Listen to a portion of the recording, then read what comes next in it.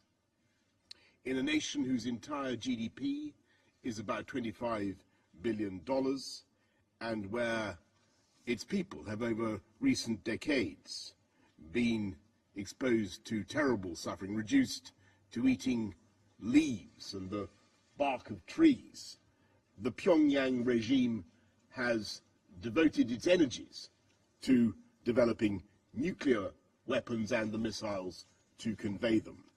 Last year alone, North Korea tested 2 nuclear devices and more than 24 ballistic missiles. This year, we've witnessed more missile tests, and I remind the Council that every one of those tests breaks 7 UN resolutions stretching back to Resolution 1695 passed unanimously in 2006. So we should reject, I'm afraid, we should reject any claims of moral equivalence between North Korea's actions and the defensive and precautionary measures of other nations. The latter are legitimate, the first are not. And in spite of the strenuous efforts of some to obscure that distinction cannot be ignored or elided. So the United Kingdom believes it is vital for this Council to stand ready to take further significant measures to bring about a peaceful resolution. And sooner or later, the North Korean leadership must realize that their isolation not only holds back their own people, if the regime really cares about their own people, but also weakens their own grip on power. This Council must be united in its demand that the present course cannot continue. And Britain is proud today to have joined its allies to lead the enforcement of sanctions and seek a peaceful solution. We urge other partners with direct influence on North Korea to use their leverage to the full, with the aim of easing tensions and ensuring compliance with the expressed will of the UN. There is a vital role for China and Russia, both of whom are neighbors of North Korea with influence on Pyongyang and as permanent members of this Council. Special responsibility they have for preserving international peace and security. The UK calls on Russia and China and other member states to use whatever influence they possess to restrain North Korea and guide its leaders towards a peaceful settlement. Last year, this Council decided to toughen sanctions on North Korea, including by restricting the regime's access to foreign currency. But the UN panel of experts has shown that not every member state is fully enforcing those resolutions. Most members of the UN have yet to obey the requirement in Resolution 2270 to submit a national report on their implementation of sanctions. The UK believes that all member states should reaffirm their commitment to enforcing UN sanctions against North Korea. But we also have no doubt that negotiations must at some point form part of the solution. But first, it is reasonable to expect North Korea to make verifiable progress towards meeting its obligations to denuclearize the Korean Peninsula. For as long as Pyongyang continues to defy this Council, the conditions will not be helpful for resuming the six-party talks or negotiations in any other format. While the most pressing threat is North Korea's ballistic missile and nuclear ambitions, we must never forget the horrifying abuse the regime metes out to its own people, as documented in the UN Commission of Inquiry in 2014. This Council has discussed human rights in North Korea on previous occasions, and there should be no reticence about doing so. The UK fully supports the work of the UN Special Rapporteur on Human Rights in North Korea and the Office of the High Commissioner for Human Rights, both of whom perform the crucial task of investigating and recording these violations. Britain stands alongside our allies in making clear that North Korea must obey the UN and halt its nuclear weapons and ballistic missile programs, disarming in a complete, verifiable and irreversible manner. Only then can this Council be assured of the peace and security of the region. And only then can the people of North Korea have the chance of a better future. Thank you. I thank His Excellency Mr. Johnson for his statement. I now give the floor to His Excellency Mr. Workney Gebeyahu, Minister of Foreign Affairs for Ethiopia. Thank you, Mr. President. Mr. President, we thank the U.S. Presidency for organizing this high-level briefing session on an issue which has serious implications for regional and international peace and security. We express appreciation to you, Mr. Secretary, for presiding over this important meeting. We also thank the Secretary General for his useful briefing.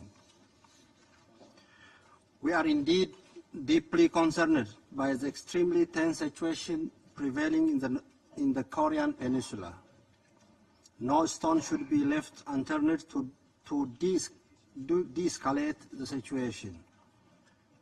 There is a real danger that it could get out of hand. This should never be allowed to happen and for the situation to spiral out of control. Mr. President, the activities of the D.P.R.K is no doubt extremely dangerous.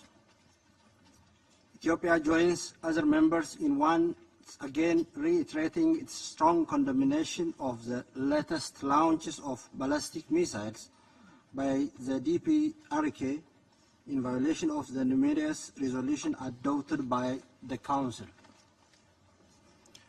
We need to find a lasting and comprehensive political and diplomatic solution to this long-standing issue through dialogue has never been more urgent than today.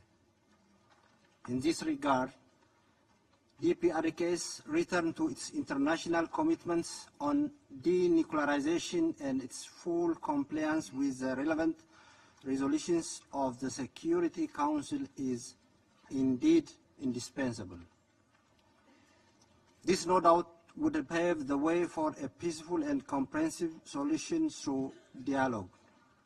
The D.P.R.K has responsibility to do this. In the meantime, it is important to reduce the tension in the Korean Peninsula to ensure that matters would not go out of hand by accident. But the D.P.R.K has to use the opportunity to avert what otherwise could be a slide into war from which no one would benefit. Mr. President, the full implementation by member states of the relevant Security Council resolution on the D.P.R.K is also necessary. We believe the recent outreach activity by the chair of the 1718 committee with different regional groups will contribute in the implementation of the sanctions regime against the D.P.R.K. We, on our part, have taken all necessary measures to ensure that Ethiopia is in full compliance with all that is called for by the relevant Council resolutions imposing sanctions on the D.P.R.K. We will continue to do so to meet our obligation in this regard. I wish to conclude by reaffirming our commitment to fulfill our obligations and continue to engage constructively with the panel, which is tasked with the responsibility of monitoring the implementation of the sanctions regime imposed on the D.P.R.K. We look forward to the restoration of reliable peace and security in the Korean Peninsula. We all need that. I thank you. I thank His Excellency Mr. Gebeyahu for his statement. I now give the floor to His Excellency Mr. Kairat Abragnamov, Minister for Foreign Affairs, Kazakhstan. Mr. President, distinguished Excellencies and colleagues, I would like to thank His Excellency Secretary of State Tillerson for convening this debate on D.P.R.K. a topic that unfortunately becomes highly relevant in the light of recent events. For Kazakhstan, its nation and leadership, nuclear disarmament, non-proliferation and nuclear security have been the essential priorities of our national policy since our independence. From the time of joining the United Nations in March 1992, my country has worked with steadfast determination to promote disarmament and non-proliferation globally. That's why I hope today's meeting will help the Council to come up with a collective multilateral action to bring peace to the Korean Peninsula and find ways to its denuclearization. My country strongly believes that the Security Council, as the single body entrusted to maintain international peace and security, should preserve its unity at this critical stage. And in this regard, we welcome the Council's recent statement stressing the importance of working to reduce tensions in the Korean Peninsula and beyond. We are all pained to see how the situation in and around the Korean Peninsula has worsened with the passage of time, resulting in a complete impasse. It was worrisome that the D.P.R.K continues to launch ballistic missiles and conduct nuclear tests in flagrant violation of all relevant UN Security Council resolutions. As the co-chair of the 9th Conference on Facilitating the Entry into Force of the CTBT and the chairman of the Hague Code of Conduct Against Ballistic Missile Proliferation, my country applies every effort to promote the nuclear non-proliferation process. 5 nuclear tests have been conducted so far, and a 6th could be around the corner if we do not take real action aimed at diffusing tensions. Therefore, we urge D.P.R.K to refrain from actions and have a negative impact on the nuclear disarmament and non-proliferation process and pose a threat to both regional and global security. We call on all member states to strictly observe the sanctions regime put in place under the all relevant Security Council resolutions aimed at the denuclearization of D.P.R.K and on CTBT, which calls upon all states to refrain from conducting any nuclear weapon test explosions or any other nuclear explosion and to maintain the moratoria in this regard. And Kazakhstan co-sponsored resolutions of 2270, 2310 and 2321. The denuclearization of the Korean Peninsula is a key element in preserving broader security across Asia and Central Asia. Possession of nuclear arms by the North Korean regime will create a precedent that will undoubtedly lead to an escalation of the regional arms race, and given the temptation, might naturally cause further proliferation to balance D.P.R.K's nuclear threat. We would like to give a reminder that the principal position of Kazakhstan is not only the most severe condemnation of the use of WMD by any party, but also the resolution of conflicts through dialogue and negotiations. Allow me to inform you that Kazakhstan is still struggling with the devastating legacy of the Cold War. This is why the closure of the 2nd largest nuclear test site and the announcement of the 4th largest nuclear arsenal in the world remains one of the proudest achievements of my country. Soon, together with our co-sponsors, we are going to launch first ever IAEA low-enriched uranium bank in Kazakhstan. As a non-permanent member of this august body, we bring the same passionate commitment to nuclear non-proliferation as one of our firm principles, goals, and priorities of our work as envisioned by my President Nursultan Nazarbayev of Kazakhstan in his address at the 70th session of UN General Assembly and his manifesto, The World, the 21st Century. I believe that all of the above gives Kazakhstan a strong moral right to call upon all member states and first and foremost D.P.R.K to apply every effort in resolving this troublesome situation. Achieving this goal requires above all intensified dialogue between all stakeholders in the regional and global security, and my country is ready to contribute to that end. My country's non-nuclear status is the most convincing example that non-nuclear way of state development is the only promising one. We call on the D.P.R.K to opt for the same choice. It has been proven that there is no situation for which there is no peaceful solution, and North Korea is no exception. As an example, in 2013, Kazakhstan's status as a trusted mediator allowed to facilitate the talks on Iranian nuclear program. which consequently contributed to the resumption of negotiations of the P5+1 and Iran. We are convinced that there is no other option but collective commitment to international obligations taken in accordance with Security Council resolutions. Kazakhstan believes that this is the right time and is ready to work with all member states toward eliminating the nuclear threat for the sake of our world. Complete nuclear disarmament and the abandonment of the D.P.R.K's nuclear ambitions could be ensured by truce backed by permanent members of the Security Council, ensuring the political and military stability on the peninsula. Close engagement with the Asia-Pacific community will bring D.P.R.K significant benefits for choosing the path of peaceful coexistence. Such approach, combined with a comprehensive and holistic regional strategy, will ensure stability for the country, peninsula, and the wider sub-region. We call upon all parties, all relevant stakeholders, and all member states to take balanced and thoughtful actions that would not lead to irreversible consequences. We call on all parties concerned to refrain from actions that could increase the risks of a military escalation and further tensions in the region. I thank you. I thank His Excellency Mr. Agramanov for his statement. I now give the floor to His Excellency Mr. Gennady Gotlyov, Deputy Minister of Foreign Affairs, Russian Federation. Благодарю вас, уважаемый господин председатель. Mr. President. Уважаемые дамы и господа, Ladies and gentlemen, не вызывает сомнения, что в настоящее время мы переживаем одну из наиболее острых и драматичных фаз развития ситуации на Корейском полуострове. Без преувеличения можно сказать, что недавно мир в этом регионе подвергся серьезному испытанию, а угроза перерастания противостояния в горячую фазу была как никогда велика. Сохраняется она и сейчас.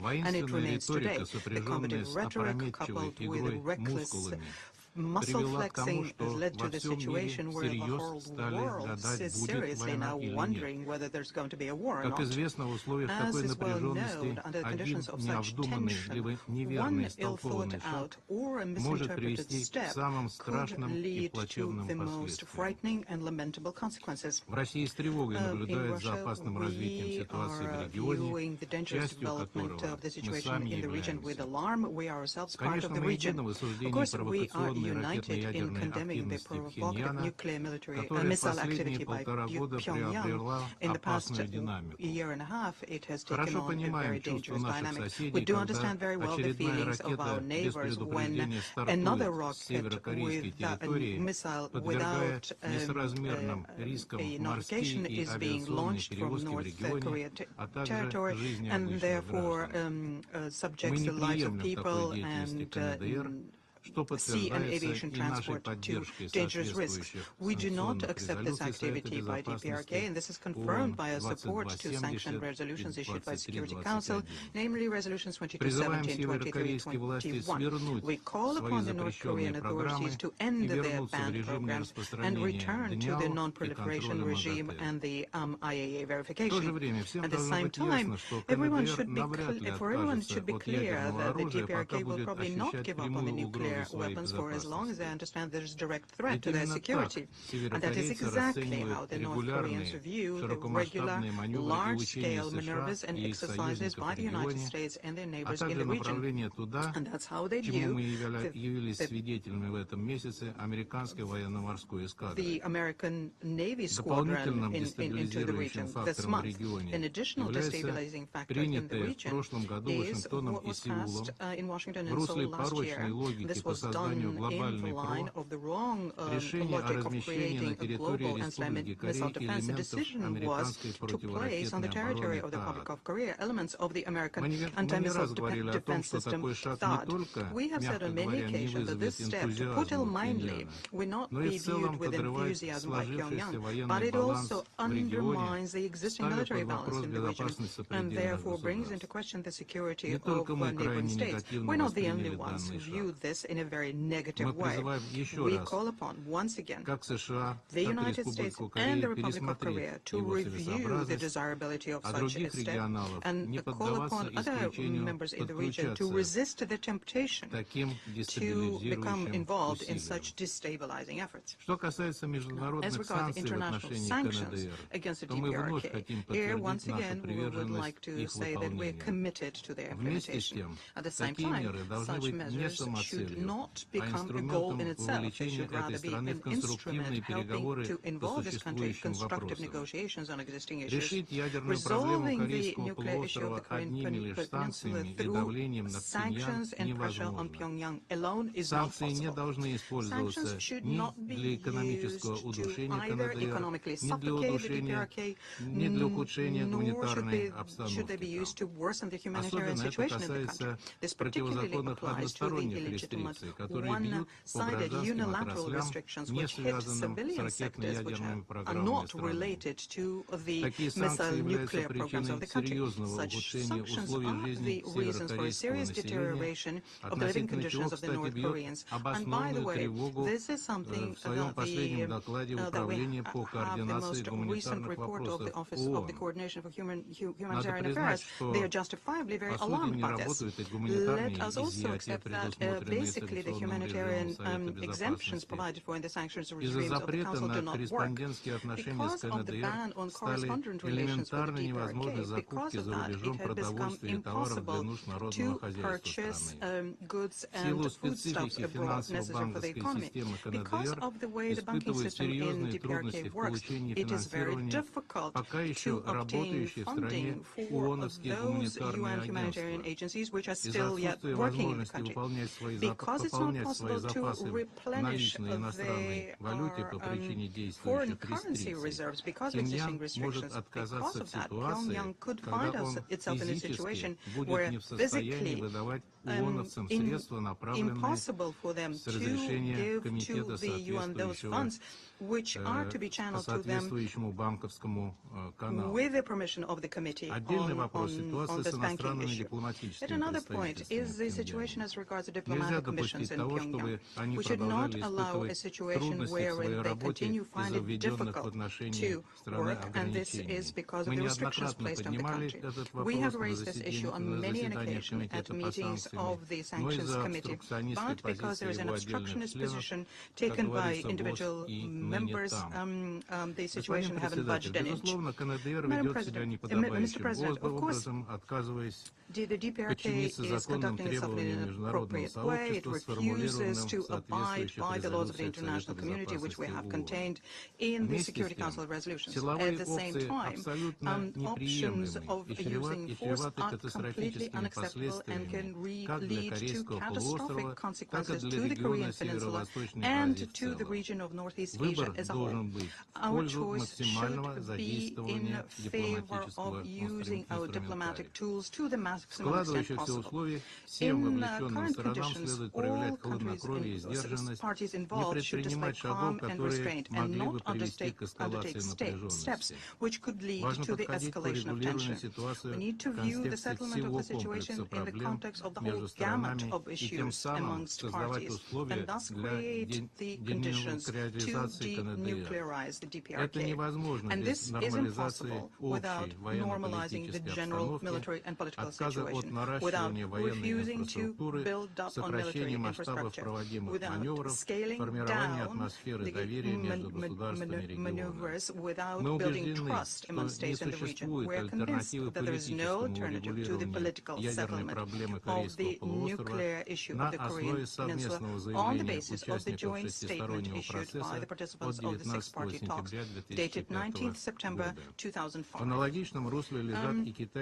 The Chinese proposals are in the same vein when they talk about suspension for suspension и параллельного suspension for suspension продвижения. and parallel Эти moves. идеи These заслуживают серьезного ideas внимания в merit качестве serious возможной attention as отправной they точки could be выхода a из starting нынешнего point for us to тупика и get out of the current возобновления impasse переговорного and renew the процесса. negotiating process. Надо искать We каналы need to связи с find channels руководством of КНДР, communication with the D.P.R.K выводить его leadership на and lead them субстантивный to a диалог substantive по ядерной dialogue и on ракетной nuclear and проблематике. missile issues. Как показали As последние recent events события, have shown, ситуацию в under регионе пускать no на самотек ни в коем circumstances случае can нельзя. we allow the Как situation in the region говорится, to develop худой on its мир own. лучше And as the доброй saying ссоры. goes, even И в poor этой peace is связи better than a good мы row. готовы к And in более this regard, тесному we are ready for взаимодействию со closer всеми cooperation with партнерами all в partners целях in скорейшего order to, as урегулирования quickly as possible, ядерной и resolve других the проблем nuclear and Корейского other issues полуострова in the единственно Korea возможными Peninsula through the средствами, only а means именно possible, namely political and политико-дипломатическими, diplomatic через means, through взаимоуважительный mutually диалог respective и dialogue обоюдный and учет mutual интересов taking и into account of interests озабоченностей. and Благодарю concerns. вас. Thank you.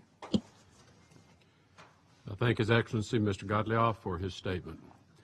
I now give the floor to Her Excellency, Ms. Annika Suder, Deputy Minister for Foreign Affairs of Sweden. Thank you, Mr. President. First, let me express my gratitude to you and the United States Presidency of the Security Council for convening this very timely and important meeting. And I do thank the Secretary General for his briefing. The situation on the Korean Peninsula, particularly the D.P.R.K's pursuit of nuclear weapons and ballistic missiles, is of great concern for the region and for our world more broadly. Tensions have risen in recent months, and the potential for mistakes, misunderstandings, and miscalculations is high.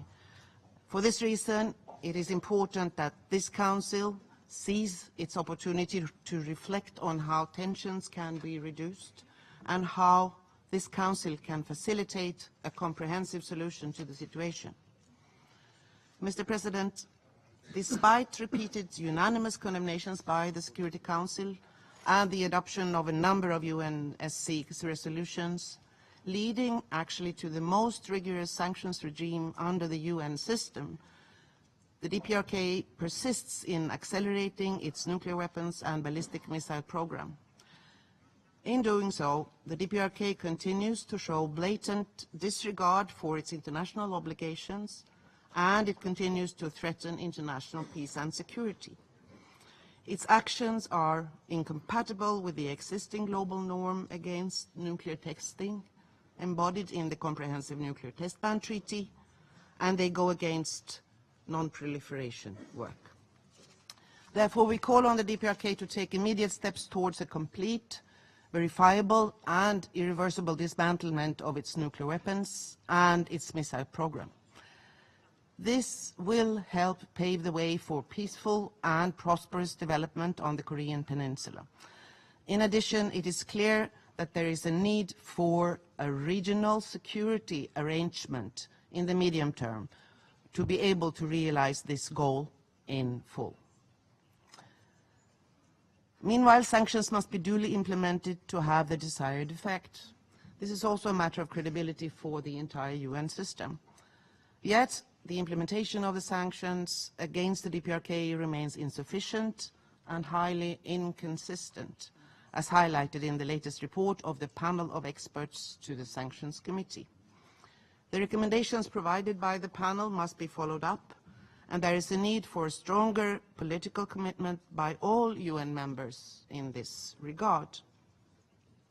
We need additional capacity at all levels to ensure better compliance with the letter and the spirit of the resolutions adopted by this Council. But sanctions alone will not solve the situation on the Korean Peninsula. Now, diplomacy is crucial. Intensified and creative diplomatic efforts are urgently needed to prepare for a peaceful, diplomatic, and comprehensive solution. The press statement in response to the latest ballistic missile launch, that statement confirms the continued commitment of this Council to dialogue.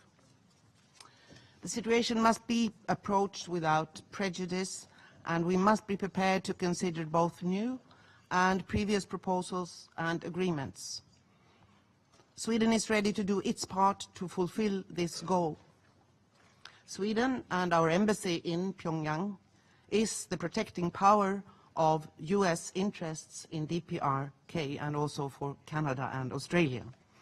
We're also a member of the Neutral Nations Supervisory Commission, NNSC, and we, in this context, strongly encourage the D.P.R.K. to resume contact and cooperation with that commission at the border station in Panmunjom. This could also contribute to reducing tensions and increase trust and transparency. Mr. President, I would also, like others, like to take this opportunity to draw attention to the extremely worrying human rights situation and precarious humanitarian conditions in the D.P.R.K. It is the duty of all of us to continue to highlight the atrocities being committed by the regime against its own people, and the international community should continue to pursue accountability for these crimes. But we should also look to the humanitarian situation of the people of the D.P.R.K. to avoid increased suffering as we implement the sanctions. Mr. President, the pursuit of weapons of mass destruction represents one of the gravest threats to international peace and security. Preventing their development and use is a crucial responsibility of this Council. There is no military solution to the situation in the Korean Peninsula, and we again call on the D.P.R.K. to re-engage in a credible and meaningful dialogue with the international community. And we call upon us, the international community, to stand ready. In the meantime, Sweden will stand united with the Council members in condemning any action that jeopardizes international peace and security. Thank you, Mr. President. I thank Her Excellency, Ms. Suter, for her statement. I now give the floor to His Excellency, Mr. Benedetto della Vedova, Undersecretary of State for Foreign Affairs and International Cooperation, Italy.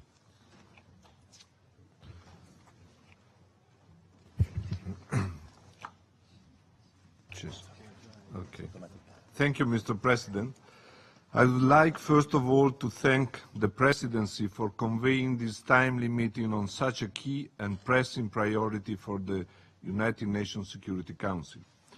I think that this body must deploy any possible effort to solve the crisis exacerbated by the Democratic People's Republic of Korea, persistent ambition to pursue its military nuclear program. Italy condemns in the strongest terms all the nuclear tests and ballistic missile launches carried out by the D.P.R.K. Its nuclear and ballistic missile programs pose indeed a grave and increasing threat not only to the regional and international peace and security, but also to the global non-proliferation regime. We all share a common sense of urgency, since we rightly presume that, through its tests or launches, the D.P.R.K. is making advances in its military nuclear technology and capability. Such progress represents an exceptional level of threat for the international community. For this reason, Italy will continue to fully support the implementation of an effective sanctions regime as a tool to produce a change of behavior in the D.P.R.K. leadership. We are also ready to reinforce this sanctions regime in case of additional nuclear tests or, if necessary, to reach the objective of a peaceful and comprehensive solution of the issue. We strongly believe that a consistent and full implementation of the sanctions is the only way to make them effective in the framework of a comprehensive strategy for long-term peace and security. In this regard, let me recall what the panel of experts stated last February, that the implementation of the sanctions regime remains insufficient and highly inconsistent, while, I quote, all member states should reaffirm their commitment to rigorous enforcement of the United Nations sanctions. Sanctions must remain an instrument of a broader strategy, not an end in themselves. Such a regime requires member states' awareness and dedication in good faith. As chair of the 1718 Committee, Italy is committed to help all UN member states to fully implement the relevant UN Security Council resolution and, in particular, Resolution 2270 and 2321. To this end, an open briefing was held in February, and since March we have been organizing a set of outreach meetings with UN regional groups in cooperation with a panel of experts. 2 meetings with Latin America and Eastern Europe have already taken place. The meeting with the African group will be held on the 1st of May, while those with WEOG and Asian group will take place at the end by the end of May.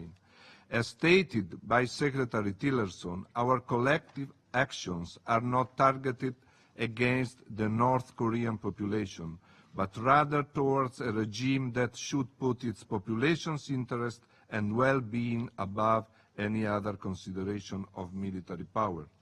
The Security Council resolutions are clear in this respect, and as a chair of the Sanction Committee, we take great care in avoiding any unintended consequences for the civilian population in the country. Mr. President, Italy reaffirms the objective to achieve a diplomatic solution to North Korea's weapons of mass destruction threats. We are convinced that through its nuclear and missile programs, the D.P.R.K will blatantly disgregating its international obligations, does not serve its own security goal. On the contrary, we are convinced that the D.P.R.K could much better meet its security needs by abiding by its international obligation under UN Security Council resolutions and its commitments under the joint statement of the 6-party talks of September 2005. Furthermore, a few weeks from the commencement of the NPT next review cycle, Italy reiterates its demand to the D.P.R.K return at an early date to the NPT and International Atomic Energy Agency safeguards. Finally, allow me to underline that the D.P.R.K illegal nuclear and missile programs cause a deplorable diversion of crucial resources that should be devoted to the primary needs of the people of North Korea. We believe that the D.P.R.K, by immediately repealing its nuclear and ballistic missile programs, would create the conditions for its reintegration in the international community and generate opportunities to improve its economy and the standard of living of its people. Thank you. I thank His Excellency Mr. Della Vedova for his statement. I now give the floor to His Excellency Mr. Yoon Byung-se, Minister of Foreign Affairs of the Republic of Korea.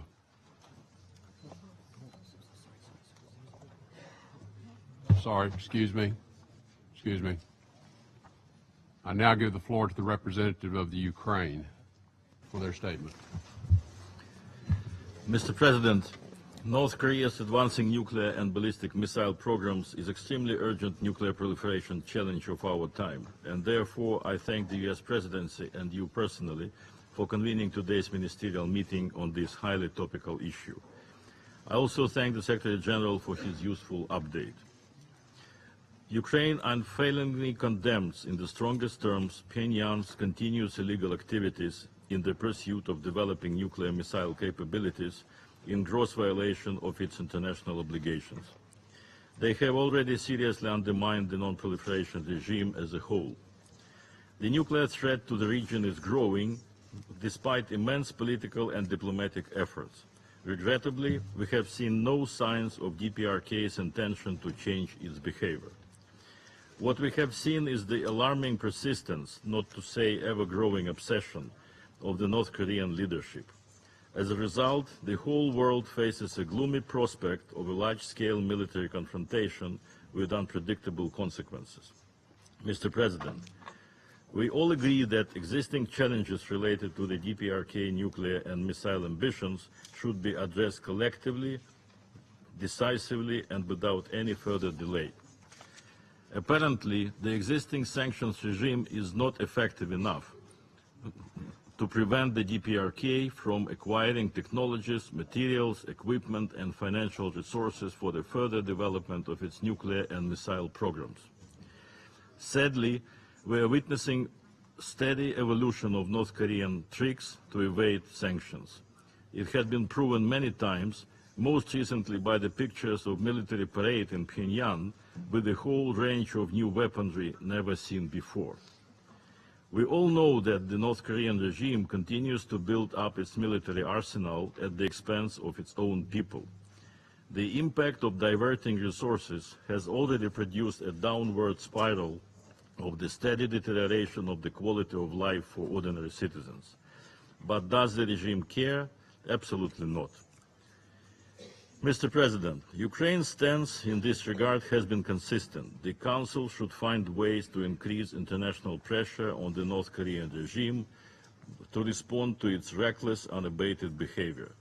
We do believe that only robust steps by the Council could put an end to the systematic and brutal violations of international law and eradicate the growing nuclear threat in Southeast Asia.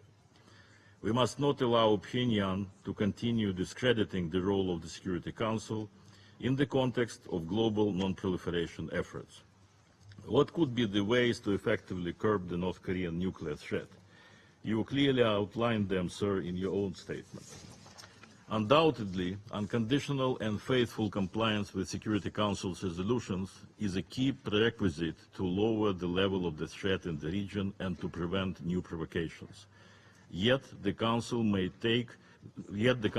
have to take additional robust measures with a view to compelling the D.P.R.K. to abandon its prohibited activities. That includes the development of nuclear weapons, ballistic missiles, and other types of weapons of mass destruction. We need to use every tool and avenue at the disposal of Council members to contribute to de-escalating the current highly volatile situation. Second, we fully share the necessity of further fostering neighboring states' defense capabilities against this threat. In this regard, I wish to reiterate that Ukraine stands firmly by the side of Japan, the Republic of Korea, and as well as other countries which are facing the growing nuclear threat. Third, it is high time to think what we can do to prevent any nuclear threat in the future in any part of the globe. Are we able to assess the whole range of real challenges to the non-proliferation regime to avoid the disaster in the future? The forthcoming non-proliferation treaty review cycle is a suitable platform for this. In this regard, Mr. President, I need to underscore the following. Disrespect for international law and attempts to undermine or change the established world order are becoming more systematic nowadays. The North Korean actions are a testament to this trend, but not the only one. Erosion of the existing system of international security, continuous breaches and unaddressed violations of international law pose a significant threat to the whole mankind. It is therefore the ultimate responsibility of the Security Council to spare no effort in order to restore respect for those norms, ensure fulfillment of international commitments and obligations, and prevent further violations. As a country that had voluntarily renounced its own nuclear arsenal and has been strictly abiding by its obligations related to non-proliferation of nuclear materials, technologies, and their means of delivery, we are convinced that a world without nuclear weapons should remain a real policy goal for all concerned parties and not a theoretical concept which is sneered at by some. If nuclear powers are serious about nuclear non-proliferation and eventual disarmament, they could strengthen global non-proliferation regime immensely by making nuclear disarmament a success story. Based on Ukraine's experience of confronting aggression from the nuclear state, this aspect is of particular importance to my own country. The brutal violation of the international obligations, including under the 1994 Budapest Memorandum by the permanent member of this Council, who put its signature under the assurances of sovereignty and territorial integrity of Ukraine, contravenes the whole UN-based security system created after World War II.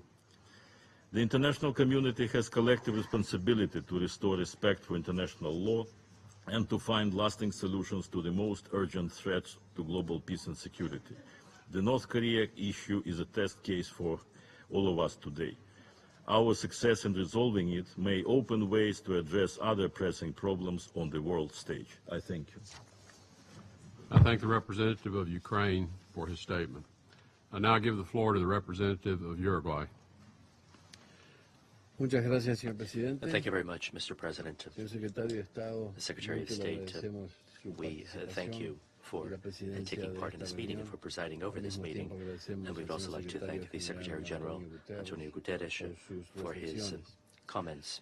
Allow me to express our satisfaction over the fact that the Presidency of the Security Council has organized this open briefing, which is particularly important at a time when the tensions in the Korean Peninsula has reached unprecedented levels. Allow me to recall, Mr. President, that already last year our delegation had requested on more than one occasion the convening of an open briefing of the Security Council in order to deal with this matter, understanding that this type of session, this type of meeting could contribute in some way to raising the level of treatment within this organization of this particular item. I'm pleased that several months later, finally, the Council in an open session is dealing with this situation. Sir, Uruguay is a state that does not possess nuclear weapons. We are a member of the first nuclear weapon-free zone established by the Tlatelolco Treaty, and we are party to the Nuclear Non-Proliferation Treaty. As a result, we are strongly committed to strengthening the disarmament and non-proliferation regime, and we have always advocated for a world free of nuclear weapons. Uruguay's foreign policy revolves around the basic principles of international law, among them the prohibition of the use of force in international relations, and also using peaceful means to settle disputes. The use and the threat of the use of nuclear weapons is a crime against humanity and a very serious violation of international law, including international humanitarian law, as well as, of course, the UN Charter. The only guarantee against the use and the threat of the use of these weapons is their express prohibition as well as their total elimination. Uruguay has expressed its vigorous condemnation of the nuclear tests as well as the ballistic missile launches carried out by the D.P.R.K. and will continue to do so if the North Korean regime continues to defy and to disregard the provisions of the Security Council in persisting with its nuclear and ballistic missile program. The actions taken by this country can only increase the tensions in the Korean Peninsula. They are a violation of international law, of the resolutions of the Security Council, as well as a serious threat to international peace and security. As a result, Uruguay urges the D.P.R.K. to abandon its existing nuclear programs in a complete, verifiable, and irreversible manner, thus bringing an immediate end to all of the related activities, including launches with the use of ballistic missile technology, as well as other acts of provocation. Similarly, we urge this country to return to the Non-Proliferation Treaty and to the International Atomic Energy Agency's safeguards regime. Uruguay has also held a position in this area which supports any initiative which would be in good dialogue, and that is why we believe that we should step up our efforts to restart talks in the Korean Peninsula, generating trust among the parties in order to bring the North Korean government back to the negotiating table and to begin serious negotiations on denuclearization. At a time of high tension, we must remain calm, avoid unilateral action, and focus on a solution to the problem. In this respect, we must recall paragraphs 47-48 of the last resolution adopted by the Security Council last November. That's Resolution 2231. In that resolution, the Security Council reaffirms its support for the six-party talks and asks that these talks resume and refers to the objective of the verifiable denuclearization of the Korean Peninsula in a peaceful manner.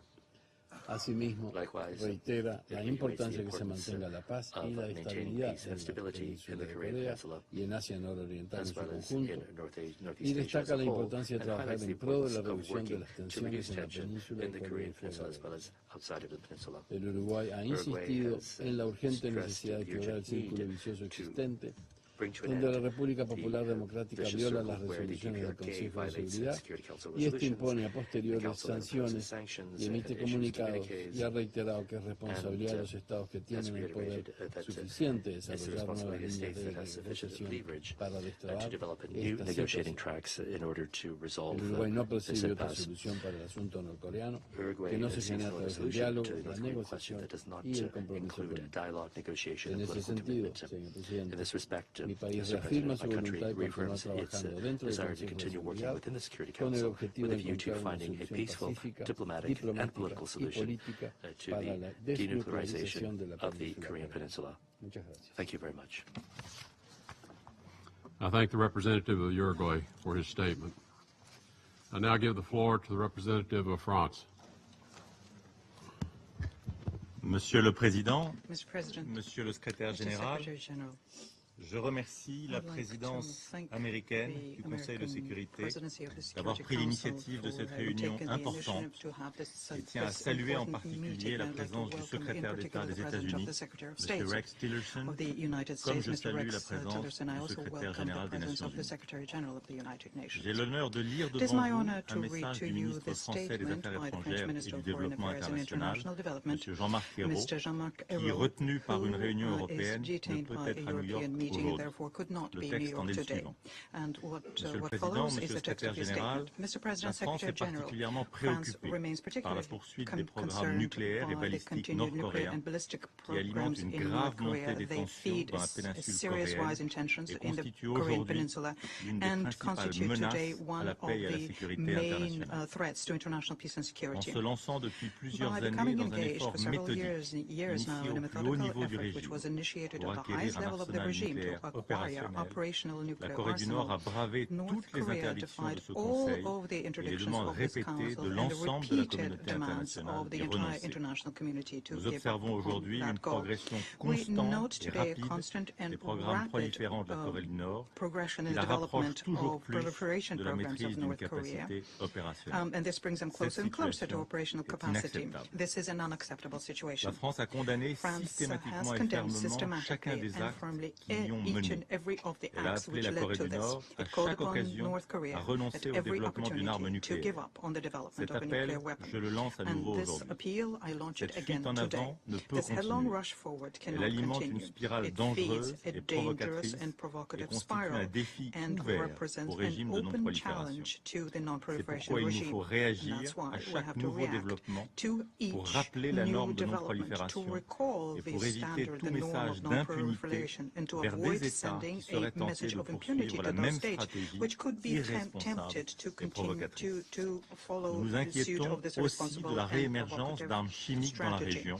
L'agression intervenue en Malaisie le 13 février dernier doit nous alerter dans un contexte global de réapparition des armes chimiques et de violations répétées et continues de l'interdiction d'emploi de ces armes par la Syrie. Nous devons être lucides, le but de la Corée du Nord est bien d'accéder au statut d'État doté de l'arme nucléaire et de bouleverser les équilibres stratégiques en Extrême-Orient et dans le monde en menaçant directement la sécurité de tous. Demain, chaque pays pourrait se trouver à la portée des missiles nord-coréens. Je voudrais que chacun ait conscience de l'urgence. Nous devons collectivement être à la hauteur de nos responsabilités de membres du Conseil de sécurité et montrer notre détermination à lutter contre ces actes injustifiables. Nous n'oublions pas non plus que le développement des programmes nucléaires et balistiques est mené au prix du sacrifice de la population nord-coréenne, victime de violations graves des droits de l'homme et exposée pour 70% d'entre elles à une situation d'insécurité alimentaire. Ces violations, par leur gravité et par leur caractère systématique, sont l'expression d'un totalitarisme absolu, où l'arbitraire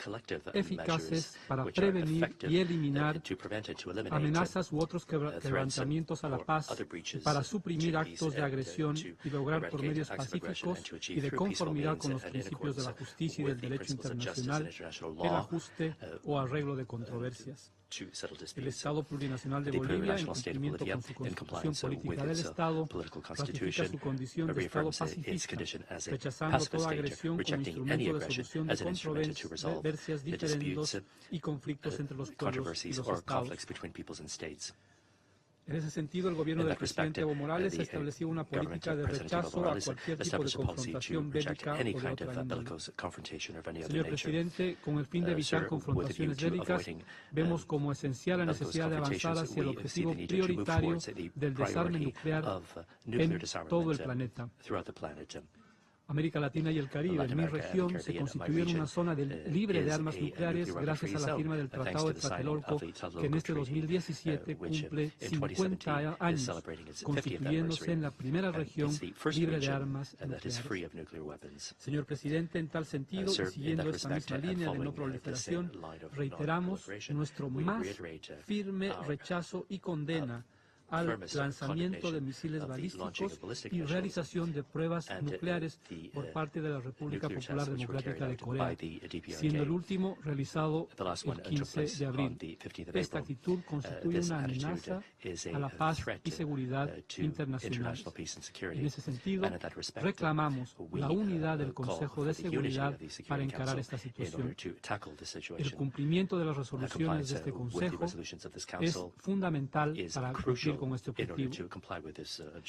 Asimismo, recordamos que las sanciones no son un fin en sí mismo, sino un medio para alcanzar un objetivo. Como lo recordó la reciente reunión de ministros de Relaciones Exteriores del Grupo de los 77, Bolivia también rechaza las sanciones unilaterales en este y en cualquier otro caso, y por eso promueve que el Consejo de Seguridad y a través de los mecanismos multilaterales se tomen las acciones pertinentes. Señor Presidente, en las últimas semanas el mundo presencia una escalada de tensiones tanto por los ensayos de la República Popular Democrática de Corea como por el despliegue militar de los Estados Unidos. La situación actual se puede considerar como la mayor amenaza de guerra nuclear producida en este siglo. Instamos a todas las partes involucradas a evitar la escalada de retórica y acciones que aumenten las tensiones y pongan en riesgo la paz y la seguridad internacionales, especialmente en la península coreana. En tal sentido, apoyamos la propuesta de la República Popular de China de llevar a cabo un cese simultáneo con el fin de desactivar la crisis en la península coreana. La República Popular Democrática de Corea debe abandonar su programa de ensayos nucleares y de misiles balísticos, y al mismo tiempo, Estados Unidos debe evitar la realización de ejercicios militares en la región. Es necesario que las partes involucradas restablezcan las negociaciones, siendo el foro de las 6 partes el más apropiado para ello. Es primordial que los países de esta región participen de las negociaciones en un espíritu propositivo, el cual permita distender las tensiones actuales. La única solución para este conflicto es una solución política. Debe descartarse definitivamente cualquier alternativa de tipo militar. En estos momentos de tensión debe reinar la cordura, se debe evitar cualquier posición que nos pueda llevar a errores, malentendidos o provocaciones. Se debe priorizar el respeto a la dignidad, la igualdad de los pueblos y la vida de quienes habitan el planeta Tierra. Señor Presidente, la guerra es el fracaso de este Consejo. La guerra es el fracaso de la política. La guerra es el fracaso de la diplomacia. Tenemos la obligación internacionalmente reconocida de negociar. Reitero, tenemos la obligación internacionalmente reconocida de negociar. Se deben dejar de lado las ecuaciones y los cálculos bélicos, porque una vez desatados los demonios de la guerra, solo se benefician quienes lucran de ella. Muchas gracias. I thank the representative of Bolivia for his statement. I now give the floor to the representative of Egypt. السيد الرئيس Mr. President, اسمحوا لي في البداية أن أتوجه allow بخالص me الشكر at the outset to إلى thank السكرتير العام the السيد Secretary أنطونيو General غوتيريش of the United Nations, Mr. Antonio على Guterres, إحاطته القيمة for his للمجلس valuable briefing before the Council خاصة today, ما تضمنته من رؤية ثاقبة his تأخذ في اعتبارها vision, بشكل which takes متوازن into consideration in a كافة balanced أبعاد manner القضية all the dimensions التي of نحن this issue بصدد بحثها under اليوم. discussion today. السيد الرئيس Mr. يود وفد President, بلادي بداية الإشارة إلى أن الوضع الراهن the current في شبه الجزيرة situation on the الكورية Korean Peninsula يشكل أحد أبرز is التحديات one of the لمنظومة major challenges معاهدة عدم to the انتشار nuclear الأسلحة النووية. non-proliferation treaty regime. ونعبر في هذا الصدد عن قلق مصر Egypt is البالغ deeply concerned إزاء التوتر at the المتزايد increasing tension الذي خلفته following التطورات the recent الأخيرة developments, والتي أصبحت تشكل which أحد has أخطر become مصادر one of the التهديد gravest threats to للسلم international والأمن peace and الدوليين. security. تعيد مصر تأكيد تأييدها الكامل Egypt لكافة reiterates الجهود its full الرامية support for all للتوصل efforts إلى حل aimed at سلمي reaching a لأزمة peaceful البرنامج solution النووي to the الكوري crisis الشمالي of the D.P.R.K nuclear program والإرساء سلام مستدام and في شبه achieving a الجزيرة الكورية sustainable peace on the Korean peninsula, بما في ذلك مساعي including إعادة توحيد all الكوريتين reunification efforts, خاصة على ضوء علاقات مصر given the المتميزة unique and والتاريخية historical ties مع كافة شعوب between منطقة Egypt شمال and the شرق آسيا. people of Northeast Asia. وتطالب مصر مجددا جمهورية كوريا Egypt الديمقراطية calls الشعبية once again on the D.P.R.K بالامتثال to التام comply fully لجميع with all التزاماتها of its الدولية international commitments وفقا لقرارات مجلس under الأمن relevant ذات Security الصلة Council resolutions, والتخلص من أسلحتها النووية to eliminate its nuclear والعودة weapons لمعادة عدم and to انتشار الأسلحة rejoin the النووية Non-Proliferation كدولة غير Treaty نووية as a non-nuclear دون state إعطاء without شروط. delays or conditions. كما تؤكد مصر حرصها الكامل على بذل كافة الجهود اللازمة على المستوى الوطني is committed to لتنفيذ taking جميع every عقوبات necessary مجلس step الأمن at the national level ذات الصلة to implement all لجمهورية Security كوريا Council الديمقراطية sanctions الشعبية. related to the D.P.R.K. السيد الرئيس، Mr. تطالب President, مصر المجتمع الدولي Egypt calls ومجلس on the الأمن international community and the بالتعامل Security Council بشكل شامل to address دون all انتقائية NPT أو challenges ازدواجية في comprehensively المعايير and without مع كافة selectivity التحديات التي تواجه or double معادلة عدم standards. الانتشار النووي، حفاظا على This مصداقية is وفاعلية necessary if we منظومة are to عدم preserve الانتشار the credibility and effectiveness وقرارات of the مجلس الأمن non-proliferation ذات regime الصلة and relevant council بما في resolutions, ذلك القرار including 687 Resolution 687, خاصة على ضوء التآكل especially المستمر in light of the لمصداقية continued تلك erosion المنظومة of the credibility of this التي regime, تمثل حجر which is الزاوية the cornerstone لمنظومة of the الأمن wider الدولي الأشمل. international security architecture. وقد تجلت مظاهر هذا التآكل The المستمر continued في erosion مصداقية in the وفعالية NPT معادلة عدم credibility الانتشار and النووي effectiveness في came to قيام light عدد محدود when a من الدول certain number of ودون states مبرر واضح decided and with no clear بالإقدام على justification عرقلة to منظومة prevent مراجعة the المعاهدة NPT review process وإعاقة خروجها from بنتائج reaching any موضوعية objective results من خلال كسر by توافق الآراء breaking the consensus الذي تماشت معه reached by غالبية the majority الدول of state parties. إذكاء لمواقف They did سياسية so in بعيدة service كل of البعد political عن agendas الالتزامات that run التي counter تفرضها to المعاهدة state party على أطرافها obligations under the NPT, وبشكل لا يتسق and مع to طبيعة the الرسالة unified الموحدة message التي that ينبغي we should all إيصالها send, بشأن حرص المجتمع namely that the الدولي international community على تحقيق is عالمية committed to achieving المعاهدة the universality of the treaty والتعاطي مع تحديات and is عدم committed to الانتشار dealing with ونزع all السلاح nuclear النووي non-proliferation من and منظور disarmament شامل challenges ومتوازن in a دون comprehensive انتقائية. and balanced manner without any selectivity. السيد الرئيس، Mr. ختاما فإن President, مصر تشجع in كافة closing, الأطراف we على encourage all الالتزام بضبط parties to النفس exercise والسعي self-restraint لاستئناف and to المحادثات resume الهادفة talks للتوصل to إلى reach a تسوية peaceful سلمية settlement في as أقرب soon as فرصة. possible.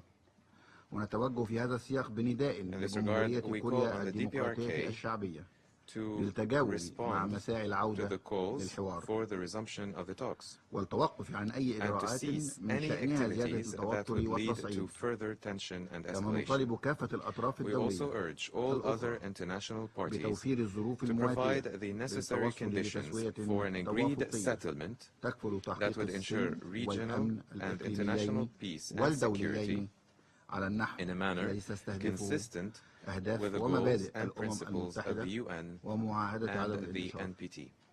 ونؤكد استعداد مصر Egypt للقيام stands بكل ready الجهود to make الممكنة every لدعم possible التوصل effort to لتسوية support سلمية such a peaceful لهذه settlement الأزمة to this crisis بما يكفل تحقيق and السلم والأمن maintain على peace and المستويين security in the الإقليمي region والدولي. and beyond. وشكرا السيد الرئيس. Thank you, Mr. President. I thank the representative of Egypt for his statement. I now give the floor to His Excellency Mr. Yoon Byung-se, Minister for Foreign Affairs of the Republic of Korea. Mr. President, Secretary General Guterres, distinguished ministers and representatives, let me join others in thanking Secretary Tillerson for convening this very timely meeting and Secretary General Guterres for his comprehensive briefing. This ministerial meeting of the Security Council, the first ever on the denuclearization of North Korea, demonstrates the sense of gravity and urgency shared by all members of the international community. North Korea is now at the final stage of nuclear weaponization and claims to be a nuclear weapon state, as it has declared in its amended constitution. Since the first North Korean nuclear crisis a quarter century ago, North Korea has made huge advancements in all areas of its nuclear weapons and missile programs through 5 nuclear tests and numerous missile launches. We have witnessed, first, an exponential growth in its nuclear weapons capabilities from what used to be a few kilograms of plutonium back in 1992 to significant nuclear arsenal now. Second, a rapid development of ballistic missiles of all types and ranges that now threaten to reach every corner of the world. And finally, its willingness to actually use WMDs, as was manifested in the assassination of the North Korean leader's half-brother with a chemical weapon. In a nutshell, North Korea's WMD capability, coupled with the intent to actually use them, bring us ever so closer to the tipping point. It's no wonder that some experts say the world is facing its greatest nuclear emergency since the Cuban Missile Crisis. A nuclear-armed North Korea will significantly disrupt the security landscape in the Northeast Asia and the world. It will also deal a fatal blow to the global non-proliferation regime based on the NPT and increase the risk of North Korean nuclear material or related technology falling into the hands of terrorists. In order to avoid this nightmarish scenario, we must act now. We are racing against time. So what should be our response? Extraordinary circumstances require extraordinary responses. A pundit once said, quote, "Insanity is doing the same thing over and over again and expecting different results," unquote. What we need is a new approach led by the Security Council, not allowing North Korea to dictate the agenda and timeline. Security Council resolutions 2270 and 2321 are milestone measures that illustrate such a new approach. Based on these most comprehensive and robust resolutions, the international community has built and solidified a united front against North Korea over the past year. For its part, my government also took a series of unilateral measures in line with the Council's efforts. We are seeing evidences that sanctions are biting by cutting off North Korea's hard currency income, deepening Pyongyang's diplomatic isolation, and blocking its illicit activities on all fronts. The international community must sustain efforts to thoroughly implement these resolutions. Moreover, the Security Council must discuss additional punitive measures to take against the future provocations proactively, not reactively, as was the case up until now. The Council has repeatedly warned that it will take further significant measures, including sanctions, in the case of future provocations. But Pyongyang may still harbor the illusion that the Security Council will only take limited action and that it can disregard and ridicule the authority of the United Nations. In order to change such strategic calculus of Pyongyang and induce changes from within, we could take potent measures such as halting the export and supply of crude oil to North Korea, completely cutting off North Korea's hard currency earnings by, for instance, suspending all imports of coal from North Korea, and seriously considering whether North Korea, a serial offender, is qualified as a member of the United Nations, as well as downgrading diplomatic relations with North Korea. Let me be clear. Our goal is not bring North Korea to its knees, but to bring it back to the negotiating table for genuine denuclearization. We must be clear-eyed about Pyongyang's intent. It's not interested in negotiating for denuclearization.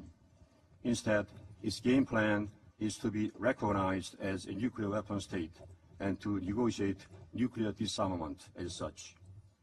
Just last week, the North Korean Deputy Permanent Representative to the United Nations himself made clear that any denuclearization talks are a non-starter. Under these circumstances, dialogue for the sake of dialogue cannot be an option. If history teaches us anything, it's that we must not repeat the tried and failed approach. Over the past 20-some years, we have left no stone unturned. Yet countless negotiations and agreements with this rule breaker par excellence have led us nowhere but back to square one due to North Korea's renege and deception. They have only bought time for the regime to advance its double-MD capabilities. We must break this vicious cycle of provocations, negotiations, provocations, and of rewarding North Korea's bad behavior once and for all. Our goal is not to compromise on half measures for bogus peace. Our goal is the complete, verifiable, and irreversible dismantlement of the North Korean nuclear weapons and missile programs. Finally, in dealing with the North Korean nuclear issue, we must not lose sight of another serious threat emanating from North Korea's chemical and biological weapons programs. Security Council Resolution 2270 decided that North Korea should abandon all chemical and biological weapons and weapons-related programs. In this regard, I welcome the joint letter by Secretary General Guterres and Director General Woo Jun-chu of the OPCW, calling upon North Korea to accede to the CWC. Mr. President, history tells us how in the first half of the 20th century, the failure to counter Nazi ambitions led to the outbreak of the Second World War. If we do not respond to North Korea's repeated provocations in a resolute manner now, we'll only further feed the appetite of the trigger-happy regime in Pyongyang. In this regard, should North Korea conduct a sixth nuclear test or launch an ICBM, it will be a game changer for all of us. This is why it is critical that this time the entire international community continue to maintain the unprecedented unified front against North Korea. This is the last opportunity to break and reverse this process. The heavy responsibility is incumbent on all of us. With regard to the deployment of a SAD battery system in my country, it is purely a defensive measure in the face of such existential threat from North Korea. It's not aiming at any third country. Furthermore, legitimate annual U.S.-South Korea military exercise is a defensive and transparent exercise. This cannot be put on a par with North Korea's breach of obligations under the UN Security Council resolutions. Mr. President, as this is my last appearance in the Security Council, I'd like to take this opportunity to express my deepest gratitude for the unflinching support members of the Security Council have rendered to me and my government over the past 4 years in confronting North Korea's nuclear and missile challenges. I assure you that the Republic of Korea will continue to be a stalwart partner in the Council's efforts to safeguard international peace and security. Thank you very much. I thank His Excellency Mr. Yoon for his statement. I shall now make a further statement in my capacity as Secretary of State of the United States. First, I appreciate all of the statements that have been made by you, and I have received those statements in the constructive spirit in which I know they've been offered. I also want to acknowledge the presence of a large number of ambassadors with us today. Your presence gives strength to the importance of this issue and is a visible demonstration of the importance of this issue to the international community, and I welcome you and I appreciate you being here. As has been stressed repeatedly in many of your statements today, North Korea has failed to honor its commitments of the past.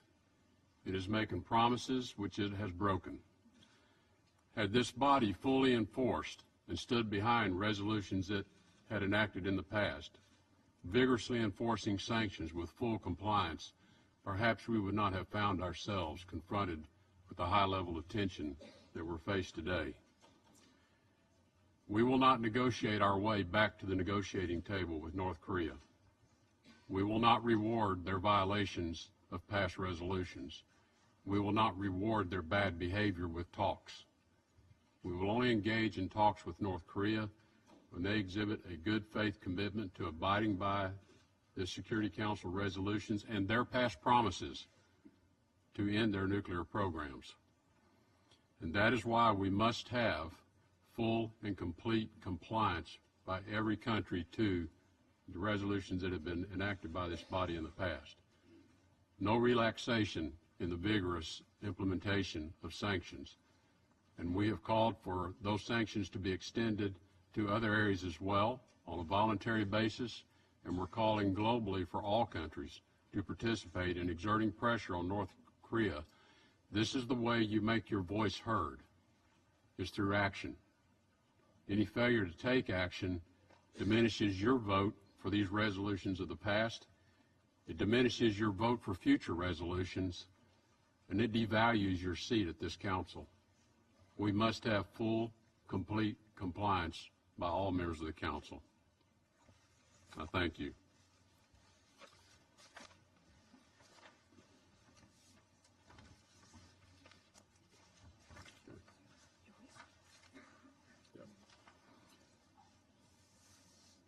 I now resume my function as President of the Council. I believe there are no further speakers on the list. So with that, the meeting is adjourned. Thank you.